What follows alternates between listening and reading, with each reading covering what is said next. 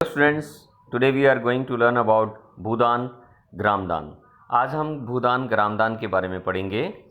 Mahatma Gandhi ji declared Vinoba Bhave as his spiritual hair.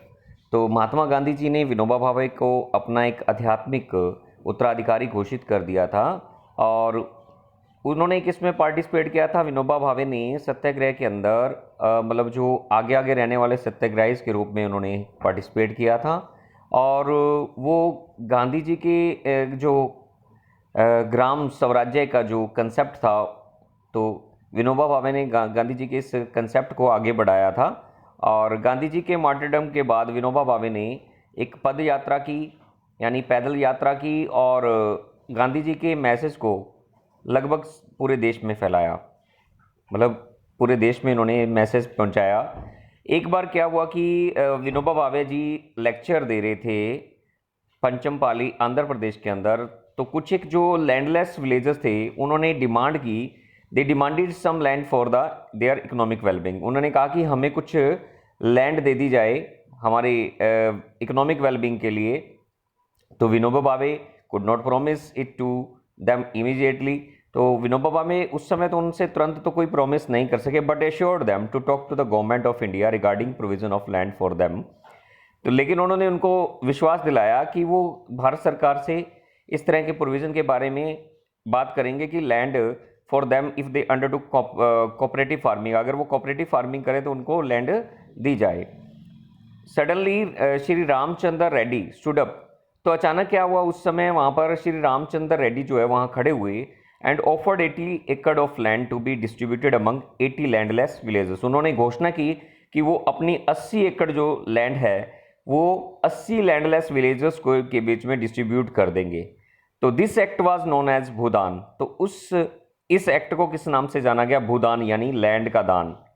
Letter he travelled and introduced his ideas widely all over India.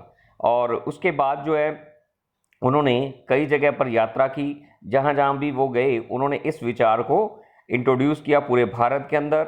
Some zamindars owners of many villages offered to distribute some villages among the landless.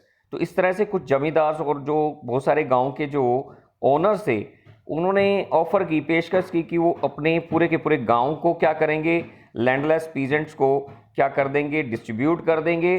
तो इससे इस act को नाम दिया गया ग्रामदान, यानी कि पूरे पूरे गांव का ही डिस्ट्रीब्यूट कर देना क्या कहलाता था?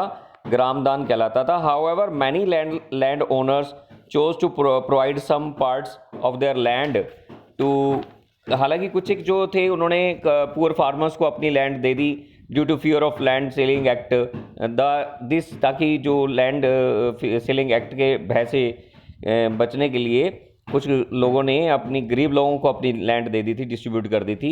और ये जो भूदान ग्रामदान जो मूवमेंट था इसे इनिशिएटेड किया गया था, इसकी शुरुआत की गई थी विनोबा भावे के द्वारा और उसे ही is also known as bloodless revolution, इसे ब्लडलेस रेवोल्यूशन के नाम से भी जाना जाता है। तो जो भूदान ग्रामदान की आंदोलन की जो शुरुआत की थी वो विनोबा भावे ने की थी।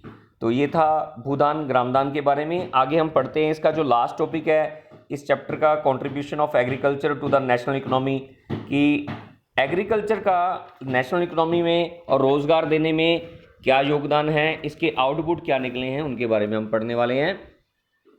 Agriculture has been the backbone of the Indian economy. हम सबको पता है कि जो एग्रीकल्चर है यानी जो कृषि है, खेती बाड़ी है, हमारी भारतीय अर्थव्यवस्था का क्या है, रीढ़ की हड्डी है। और इसने अपना जो शेयर है ग्रोस डोमेस्टिक प्रोडक्ट में यानी जीडीपी में मतलब जो है क्या है 1951 ऑनवर्ड्स के बाद क्या होता गया है, डिक्लाइंड हो गया है। 2010-11 में अबाउट 52% ऑफ जो टोटल वर्कफोर्स थी वो एम्प्लॉयड थी बाय द इसके द्वारा farm sector, which makes more than half of the Indian population dependent on the agriculture for sustenance। तो क्या हुआ था कि 2010-11 के आंकड़ों के अकॉर्डिंग जो 52% जो टोटल वर्कफोर्स थी यानी जो काम करने वाले थे वो फार्म सेक्टर में लगे हुए थे, जो more than half then of the Indian population थी वो एग्रीकल्चर के ऊपर ही निर्भर करती थी। लेकिन जो declining share agriculture in the GDP, धीरे धीरे जो जीडीपी में जो शेयर था एग्रीकल्चर का वो कम होता गया। वो एक बहुत ही चिंता का विषय था, because any decline and stagnation in agriculture will lead to decline in other spheres of the economy. अगर एग्रीकल्चर में डिक्लाइन आता है तो वो दूसरे जो स्पेयर्स ऑफ इकोनॉमी हैं उनमें भी डिक्लाइन आता है। तो ये एक चिंता का विषय था। Considering the importance of agriculture in India, the government of India made concerned efforts to modernise agriculture. मतलब इस तरह से जब जीडीपी में जो इनका योगदान था एग्रीकल्चर का कम होते देखकर, तो भारतीय जो गवर्नमेंट थी उन्होंने कुछ एक कंसर्न्ड एफर्ट्स अपनाए इस एग्रीकल्चर को मॉडर्नाइज करने के लिए। उन्होंने इस्टेब्लिशमेंट किया Indian council of agriculture research, ICAR बनाया, एग्रीकल्चर यूनिवर्सिटीज़ खोली और वेटरनरी सर्विसेज दी एंड एनिमल ब्रीडिंग सेंटर्स खोले, हॉर्टिकल्चरल डेवलपमेंट के लिए, प्रोग्रेस के लिए बहुत सारे कार्य किए, research and development in the field of metrology and weather forecast वगैरह का भी प्रावधान किया गया। पीछे भी मैंने आपको बताया था कि बुलेटिन वगैरह शुरू किए गए, इन्हें इंपॉर्टेंस दी गई इंडियन एग्रीकल्चर में। Apart from this, improving this rural infrastructure was also considered essential for the same. और इसके अलावा जो रूरल इंफ्रास्ट्रक्चर था उसमें भी सुधार करने को एक महत्वपूर्ण योगदान दिया गया। भारत सरकार ने इसके लिए बहुत सारे कदम भी उठाए। तो आगे हम पढ़ते हैं कि किस तरह से जो एग्रीकल्चर का जो था इंडिया जो ग्रोथ हुआ GDP and major sectors. Agriculture का 1.7% था 2010 5 ईयर प्लान में 2002 से 2007 में, और ये 11th में क्या हो गया, ये बढ़कर 3.2 हो गया। जो 2007 से 2012 तक की जो पंचवर्षीय योजना थी उसमें 3.2 रखा गया, और फिर टारगेट रखा गया 2012-17 में, ये टारगेट 1 था 4 हुआ, टारगेट जो 2 था वो 4.2 था। इंडस्ट्रीज में जो ग्रोथ ऑफ जीडीपी थी और मेजर सेक्टर्स थे, इंडस्ट्रीज के अंदर अगर बात करें तो 8.3 था, और जो 11th जो 5 ईयर प्लान था उसमें 7.4 हो गया।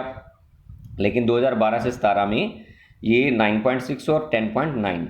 सर्विस सेक्टर में क्या था कि 9 पॉइंट जो था उसे 11th 5 ईयर प्लान में 2007-2012 में ये 10 रखा गया, और अगले जो था 2012 से 17 वाले पंचवर्षीय योजनाओं में ये भी 10 से 10 रहा। और जीडीपी जो निकल कर आया वो क्या था, 7.2 निकला। जो 10th 5 ईयर प्लान था, 11th 5 ईयर प्लान में ये 8.2 हुआ, और फिर जो 2012 से 17 वाले में था पहला जो टारगेट था उसमें 9, और दूसरे में क्या रहा 9.5। दो GDP rate is increasing over the years.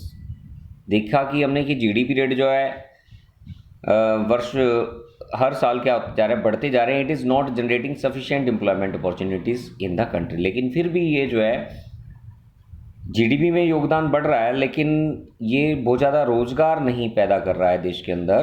Growth in agriculture जो है वो क्या हो रही है, डिसेलेटरिंग हो रही है। इंडियन फार्मर्स जो हैं वो बहुत सारी बिग चैलेंज का सामना कर रही हैं, और समस्याएं हैं। Subsidies on fertiliser is decreased leading to increase in the cost of production बढ़ गई है।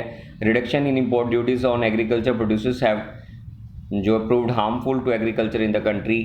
Farmers are withdrawing their investment from agriculture. किसान भी जो है एग्रीकल्चर से अपनी इन्वेस्टमेंट को हटा रहे हैं। पोजिंग ये क्या हो रहा है, डाउनफॉल हो रहा है एम्प्लॉयमेंट इन एग्रीकल्चर एट्सेट्रा में। तो ये सारी समस्याएं थी। ये था जीडीपी के बारे में। Thank you and have a nice.